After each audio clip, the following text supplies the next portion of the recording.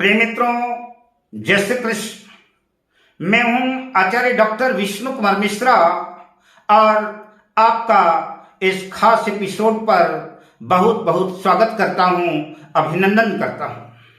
प्रिय मित्रों, आज हम इस खास एपिसोड पर एक महत्वपूर्ण विषय लेकर के आए हैं।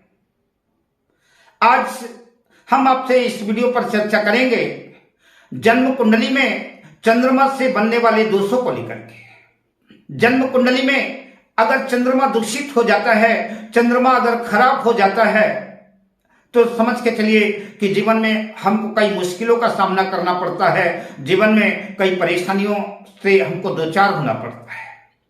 आज हम यही जानकारी देंगे कि चंद्रमा किन किन परिस्थितियों में दूषित हो जाता है और उसके जीवन में कैसे क्या क्या प्रभाव पड़ते हैं, और हम साथ ही अगर चंद्रमा जन्म कुंडली का दूषित हो गया है और हमको परेशान कर रहा है, तो उन परेशानियों से निजात पाने के लिए हमको कौन कौन से उपाय करने पड़ेंगे, हम इसकी विशेष चर्चा इस वीडियो पर आपसे करेंगे। पर विषय क्रम में हम आगे बढ़ें उससे पहले आपसे आग्रह, अगर आपने अभी तक हमारे इस चैनल को सब्सक्राइब नहीं किया है तो प्लीज चैनल को सब्सक्राइब करें, साथ ही नोटिफिकेशन बेल को भी प्रेस कर लें, और वीडियो अगर अच्छा लगे तो इसे लाइक और शेयर भी करें। अगर आप अपनी या अपनों की जन्म कुंडली का बृहद प्रेडिक्शन कराना चाहते हैं, विश्लेषण कराना चाहते हैं, या किसी भी किस्म का ज्योतिषी परामर्श, समाधान, उपाय आदि जानना चाहते हैं, या बरबदू की कुंडली का मिलान कराना चाहते हैं, या उत्तम क्वालिटी के रियल राशि रत्न प्राप्त करना चाहते हैं, तो शुल्क आदि की प्रक्रिया स्क्रीन पर फ्लैश हो रहे नंबरों पर आप प्राप्त कर सकते हैं। तो जब भी चंद्रमा जन्म कुंडली में दूषित हो जाता है तो चंद्रमा मन सो जाता है। चंद्रमा मन का कारक है, मन को अशांत कर देता है, और मन ही उद्विग्न हो गया, मन ही व्यथित हो गया, तो फिर जीवन में कुछ शेष रहा ही क्या।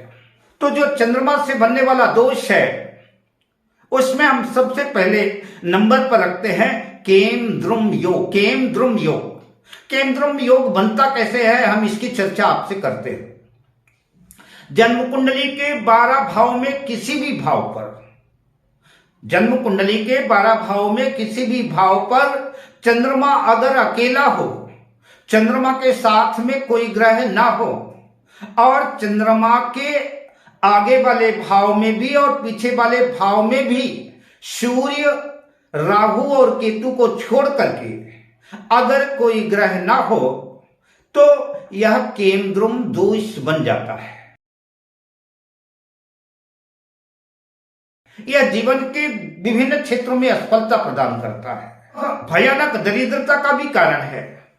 आप चाहे कितने उच्च कुल में पैदा हुए हों, चाहे राजा के घर में भी आप क्यों ना पैदा हुए हों, अगर आपकी जन्म कुंडली में केमद्रुम योग बना हुआ है तो दरिद्रता के कगार पर खड़ा ही कर देगा। आपको हर जगह नुकसान होगा, आपको हर जगह घाटा महसूस होगा। आप जहां भी हाथ डालेंगे, सोना भी छुएंगे तो सोना भी मिट्टी हो जाएगा। एक केमद्रुम दोष का इतना प्रभाव है, हर समय बेचैनी रहेगी, हर समय मन शांत रहेगा, हर समय मन उद्विग्न रहेगा। चंद्रमा जिस भाव में है उसके आगे और उसके पीछे वाले भाव में अगर कोई ग्रह ना हो तो केमद्रुम दोष बनता है, केमद्रुम योग बनता है। जैसे उदाहरण के लिए हम इस कुंडली चार्ट में देखते हैं, मान लीजिए कि जन्म कुंडली के इस भाव पर यहां चंद्रमा लिखा है और चंद्रमा बिल्कुल निहायत अकेला है, इसके साथ में कोई ग्रह नहीं है, और इसके आगे वाले भाव में, इस भाव में भी कोई ग्रह नहीं बैठा है, और इसके पीछे वाले भाव में, इस भाव में भी कोई ग्रह नहीं बैठा हुआ है, चंद्रमा अकेला है, तो आपकी जन्म कुंडली में केमद्रुम दोष बन गया। और अगर मान लीजिए जन्म कुंडली के आगे और पीछे वाले भाव में राहु या सूर्य बैठे हैं, तब भी केमद्रुम दोष बनेगा, और केमद्रुम दोष और भी ज्यादा खतरनाक हो जाएगा। क्यों? क्योंकि आगे के घर में सूर्य हो गया और पीछे के घर में राहु हो गया। जैसे मान लीजिए आपकी जन्म कुंडली में यहां पर चंद्रमा लिखा हुआ है और इस आगे वाले भाव में सूर्य बैठा है और इस पीछे वाले भाव में राहु बैठा हुआ है। आपका चंद्रमा पाप कर्तरी दोष में आ गया। एक तो हो सकता है कदाचित सूर्य बैठा है तो हो सकता है कि चंद्रमा अस्त भी हो जाए। दूसरी बात, अगर कदाचित चंद्रमा अस्त ना भी हो तब भी पाप कर्तरी योग में आ गया। एक तरफ क्रूर ग्रह राहु बैठा है और दूसरी तरफ क्रूर ग्रह सूर्य बैठा हुआ है, तो चंद्रमा और अशांत हो गया। तो ऐसी स्थिति में ऐसे व्यक्ति को दरिद्रता के साथ साथ पागलपन और बड़बड़ाने की आदत बन जाएगी और हर समय इसके जीवन में परेशानियों की अतिरिक्त और कुछ भी नहीं रहेगा। पूरा डिप्रेशन में, पूरा पागलपन जैसी स्थिति इस व्यक्ति की, इस जातक जातिका की हो जाएगी।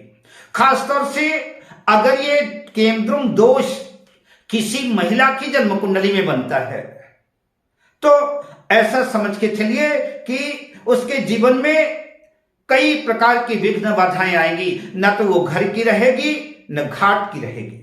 यही केमद्रुम दोष अगर 6, 8 और 12 भाव में बन जाता है, 6ठे भाव में, 8वें भाव में, 12 भाव में अगर चंद्रमा है और निहायत अकेला है, केमद्रुम दोष बन रहा है, तो स्थिति और भी खतरनाक कह सकते हैं। ये और ज्यादा गड़बड़ स्थिति इसको बोलेंगे। अब हम आपसे चर्चा करेंगे कि इसके उपाय क्या है, केमद्रुम दोष भंग कैसे हो। तो अगर जन्म कुंडली के केंद्र भाव में कोई भी सूर्य और राहु केतु को छोड़ करके केंद्र भाव में कोई भी ग्रह बैठे हैं तो यह दोष भंग हो जाएगा।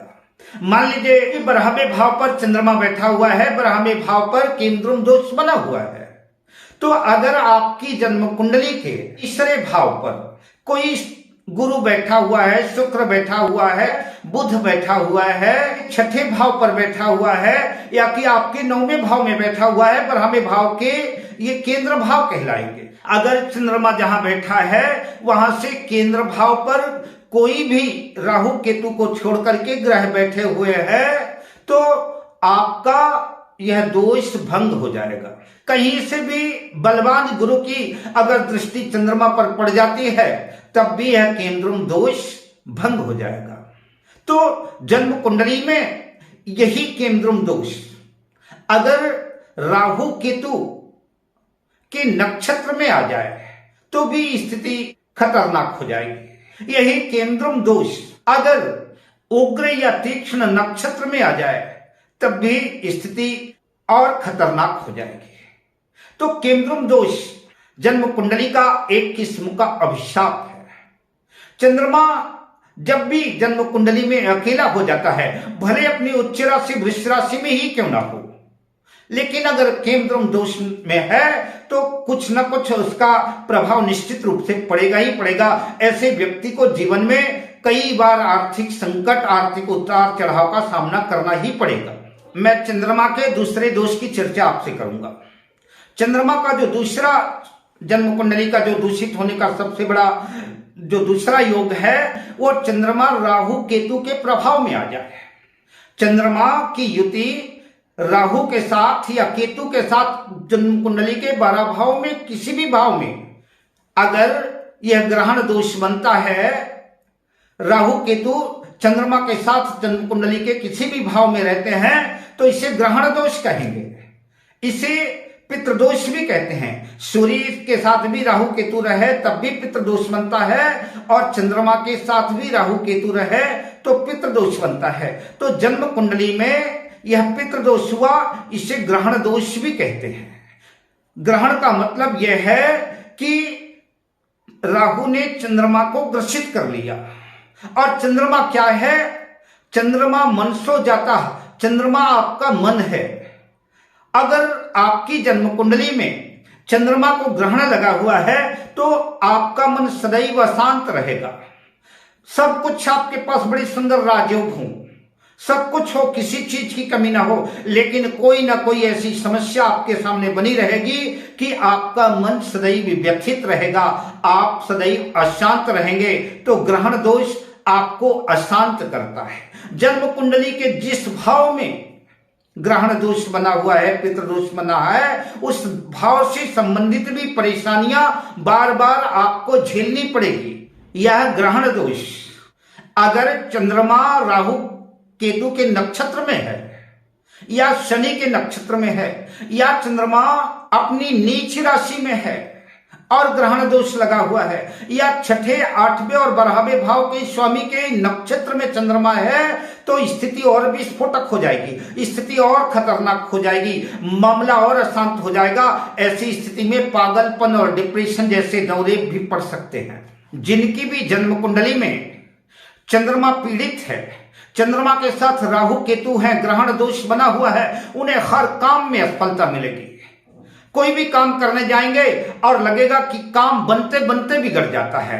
आपको ऐसा लगेगा कि कल काम मेरा ये हो जाएगा, लेकिन कल जब आप जाएंगे तो पता चलेगा कि ये मुसीबत आ गई, ये दिक्कत आ गई, इसकी वजह से काम में अवरोध पैदा हो गया। तो बनते बनते कामों का बिगड़ जाना, हर काम में असफलता मिलना, ये चंद्र ग्रहण दोष का सबसे बड़ा बुरा प्रभाव है।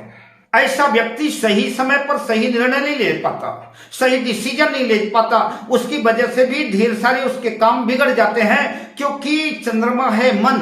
तो ऐसे व्यक्ति का मन सदैव मरा रहता है, ऐसा व्यक्ति सटीक निर्णय नहीं ले पाता, इसलिए ग्रहण दोष का ये सबसे बड़ा दुष्प्रभाव जीवन में उसको झेलना पड़ता है। और अगर साथ में ग्रहण दोष आपकी कुंडली में है और कहीं से भी शनि की तीसरी दृष्टि, शनि की 7वीं दृष्टि, शनि की 10वीं दृष्टि, कहीं से भी शनि की दृष्टि भी अगर इस चंद्रमा पर पड़ जाए तो यह समझ के चले कि एक तो करेला और दूसरा नीम चढ़ा वाली कहावत चरितार्थ हो जाएगी। केंद्रुम दोष के अतिरिक्त ये ग्रहण दोष, पितृदोष भी जन्म कुंडली में चंद्रमा का एक सबसे बड़ा कारण है जो जीवन में मन को अशांत रखता है। हम चंद्रमा के तीसरे सबसे बड़े दोष की बात करेंगे। तीसरा दोष कहें या इसको हम पहला दोष भी कहें, तो चंद्रमा का जो सबसे बड़ा एक दोष है, चंद्रमा अगर जिसकी जन्म कुंडली में किसी भी भाव में, 12 भाव में, किसी भी भाव में अगर जहां 8 नंबर का अंक लिखा है, यानी चंद्रमा अगर वृश्चिक राशि में चला गया, चंद्रमा वृश्चिक राशि चंद्रमा की नीच राशि है, और अगर नीच राशि में चंद्रमा चला गया और नीच राशि में चला गया तो उसका मन सदैव अशांत रहेगा। वो कभी भी उचित समय पर उचित निर्णय नहीं ले पाएगा, और सही निर्णय तो कभी ले ही नहीं सकता, उत्कृष्ट कभी सोच ही नहीं सकता, अच्छा कभी विचार इसके मन में आ ही नहीं सकते। इसका मन ही मर जाता है, और सोचता भी है तो मतलब बुरा ही सोचता है, अच्छा सोच ही नहीं सकता।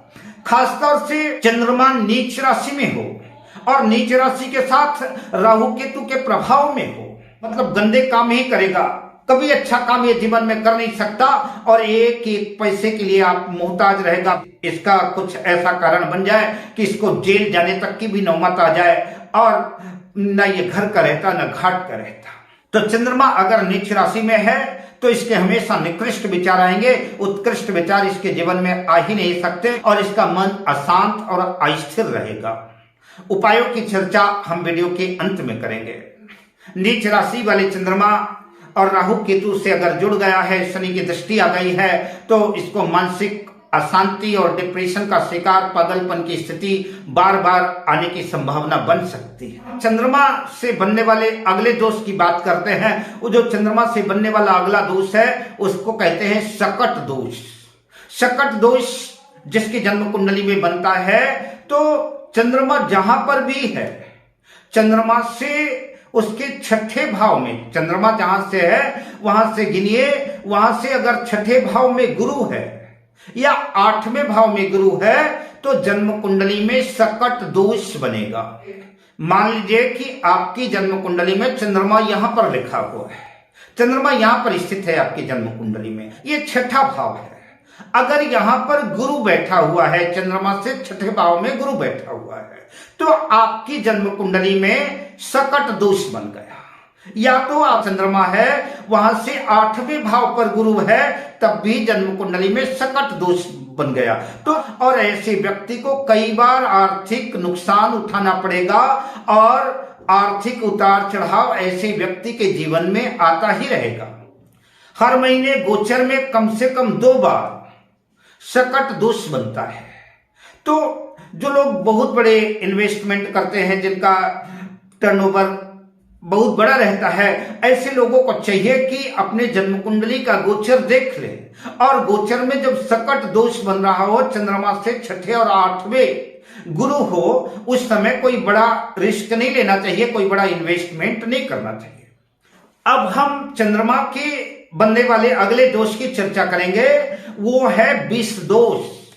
अगर चंद्रमा जन्म कुंडली के किसी भी भाव में शनि के साथ ही स्थित है, या कहीं से भी चंद्रमा पर शनि की दृष्टि पड़ती है, तो आपकी जन्म कुंडली विष दोष से युक्त मानी जाएगी। विष का मतलब ही है जहर, या चंद्रमा है मन, तो आप हमेशा सब कुछ होते हुए भी आपका मन अस्थिर रहेगा, आपका मन अशांत रहेगा। आपको बात बात पर चिड़चिड़ापन और आपको बात बात पर गुस्सा आएगा ही आएगा। जिसकी जन्म कुंडली में विष दोष बना हुआ है, ऐसा व्यक्ति हमेशा तनावग्रस्त रहता है, ऐसा व्यक्ति हमेशा चिंता मग्न रहता है, चिंता इसका कभी साथ नहीं छोड़ती, हमेशा ये डिप्रेशन में रहता है। तो जन्म कुंडली के विष दोष का ये सबसे बड़ा प्रभाव है। ऐसा जातक भी अपने मन की अशांति की वजह से कई बार कोई निर्णय लेने में बड़ा देर कर देता है, जिसकी वजह से उसका बना बनाया काम बिगड़ जाता है। शनि और चंद्रमा की युति या दृष्टि का विष दोष का प्रभाव होता है ये जन्म कुंडली में। अगर यही विष दोष राहु केतु के नक्षत्र में पड़े, या कि साथ में राहु केतु की युति भी हो जाए शनि के साथ, या कि उग्र या तीक्ष्ण नक्षत्र में ये विष दोष बन रहा हो, तो ये स्थिति और भी ज्यादा घातक हो जाएगी। भरणी, मघा, पूर्वा फाल्गुनी, पूर्वा खाड़ा और पूर्वा भाद्रपद, ये 5 नक्षत्र उग्र नक्षत्र कहलाते हैं। अब हम आपको बताते हैं कि तीक्ष्ण नक्षत्र कौन से होते हैं। आद्रा, श्लेषा, ज्येष्ठा और मूल, ये तीक्ष्ण नक्षत्र कहलाते हैं। अगर इन उग्र और तीक्ष्ण नक्षत्रों में कहीं ये विष दोष बना हो, तो ये और भी ज्यादा घातक हो जाएगा। अब आइए अंत में उपायों का जिक्र कर लेते हैं। अगर आपकी जन्म कुंडली में केंद्रुम दोष बना हुआ है और लक्ष्मी आपसे नाराज हो गई है, तो आपको चाहिए कि किसी योग्य विद्वान ब्राह्मण से या स्वयं चंद्रमा के 1.25 लाख मंत्रों का अनुष्ठान करें, 1.25 लाख मंत्रों का चंद्रमा के जाप करें, और अपने वजन के बराबर चावल या दूध का दान करें, और साथ ही दशांश हवन भी करें। अगर आप ऐसा करते हैं तो आपकी जन्म कुंडली का जो ये केंद्रुम दोष प्रभाव है, ये कम हो जाएगा, लक्ष्मी की कृपा आप पर बनने लगेगी। अगर आपकी जन्म कुंडली में ग्रहण दोष बना हुआ है, चंद्रमा और राहु साथ में है, ग्रहण दोष बना हुआ है, पितृ दोष बना हुआ है, तो आपको चाहिए कि चंद्रमा के 48,000 मंत्रों का जाप करें या कराएं, और साथ ही राहु के 80,000, केतु के 70,000 मंत्रों का जाप करें या किसी विद्वान से कराएं और दशांश हवन करें। साथ ही चंद्रमा की वस्तुओं का दान ग्रहण दोष में आपको नहीं करना है। आपको जो भी दान करना है, राहु केतु की वस्तुओं का ही दान करना है।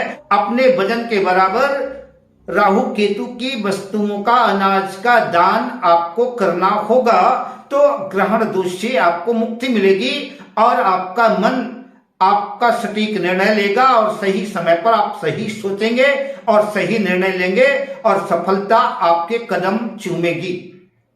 आपकी जन्म कुंडली में अगर चंद्रमा नीच राशि में है, चंद्रमा का आपको जप भी करना है। 1.25 लाख मंत्रों का चंद्रमा का आप जाप करें, और 1.25 लाख मंत्रों का जाप करने के बाद दशांश हवन करें। साथ में अपने वजन के बराबर चावल या दूध का दान करना है, और ब्राह्मण को यथोचित दक्षिणा देनी है। अगर ऐसा आप करते हैं तो आपके जीवन से जो ये चंद्रमा का नीच दोष का प्रभाव है, ये शांत होगा, और आपके निकृष्ट विचार दूर होंगे, और आप उत्कृष्ट सोचेंगे, और सफलता आपको अर्जित होगी।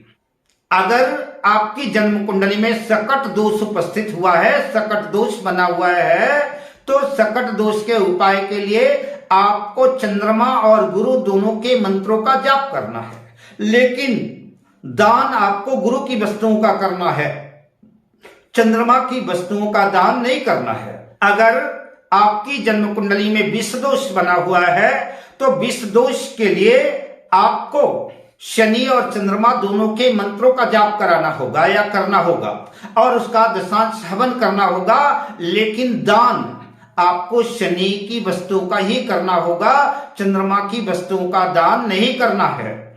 बेहतर तो यह रहेगा कि आपकी जन्म कुंडली में चंद्रमा से जनित कोई भी दोष अगर उपस्थित है तो किसी योग्य विद्वान को अपनी जन्म कुंडली दिखा करके उससे उचित परामर्श लेकर के, सलाह लेकर के आपको उपाय करने चाहिए, ताकि वो आपके जीवन में अच्छा प्रभाव ला सके। अगर आप अपनी या अपनों की जन्म कुंडली का बृहद प्रेडिक्शन कराना चाहते हैं, विश्लेषण कराना चाहते हैं, या किसी भी तरह का ज्योतिषीय परामर्श चाहते हैं, वर वधू की जन्म कुंडली का मिलान कराना चाहते हैं, या उत्तम क्वालिटी के रियल राशि रत्न प्राप्त करना चाहते हैं, तो हमारा मोबाइल नंबर है 7003000921।